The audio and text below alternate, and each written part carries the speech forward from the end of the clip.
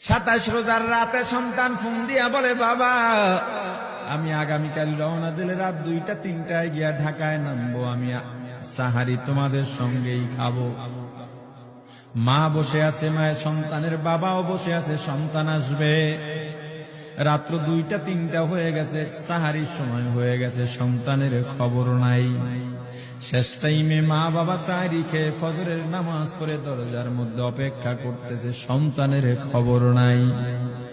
8টা, 9টা, 10টা বেজে গেছে, মায়ের মনটার ভালো লাগে না। স্বামীকে ডেকে বলে, স্বামীরে আমার সন্তান কই, আমার মনটা ভালো লাগে না, একটা ফোন লাগাও। স্বামী ডাক দিয়া বলে, চিন্তা করো না, ঈদের সময় যানজট থাকতে পারে, চলে আসবে। কিছুক্ষণ পর বাবার মনটাও ভালো লাগে না, বাইরে নেমে পায়চারি করতেছে। হঠাৎ করে একটা ফোন চলে আসছে। সন্তানের ফোন দেখে বাবার সে কি আনন্দ। ফোন রিসিভ করে যখনই সালাম দিল, অপর প্রান্ত থেকে সালামের উত্তরে সন্তানের কণ্ঠ পাওয়া যায় না। বাবা ডেকে বললেন, বাবা তুমি কে? এটা তো আমার সন্তানের কণ্ঠ নয়, তবে মোবাইলটা আমার সন্তানের। ওপার থেকে ডাক দেয়া বলে, আপনি কি এই লোকে, এই মোবাইলওয়ালার বাবা? বলে, হ্যাঁ। আপনি এখনো বাড়িতে কি করেন? আপনার যেই সন্তান ঢাকা থেকে গাড়ি নিয়া 2500-এর দিকে রওনা দিয়েছিল, ওই গাড়িটা 2500 পৌঁছতে পারে নাই। পথিমধ্যে সংঘর্ষে রাস্তার মধ্যে অনেকগুলো মানুষ মারা গেছে, অনেক যুবকও তার মধ্যে আছে। রাস্তার পাশে সাদা কাপড় দিয়া ঢাকা।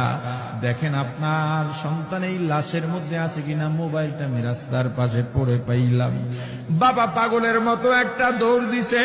মা মনে করছে সন্তান বুঝি কাছাকাছি চলে আসছে।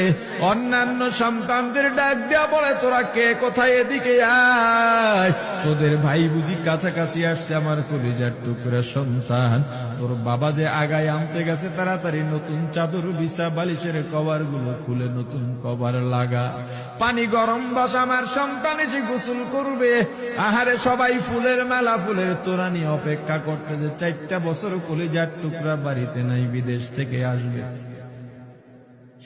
বাবা স্পটে গিয়া দেখেন অনেকগুলো লাশ সাদা কাপড় দিয়া ঢাকা। একটা একটা মাথার উপর থেকে কাপড় উঠান আর কৌতূহল বাড়তেছে, কাপড় উঠান আর কৌতূহল বাড়ে। হঠাৎ তাকায় দেখে কলিজার টুকরা সন্তান লাশের মিছিলে শামিল হয়ে গেছে। বাবা সন্তানকে ধরে কাঁদেন আর বলেন, বাবা এত আদর আপ্যায়ন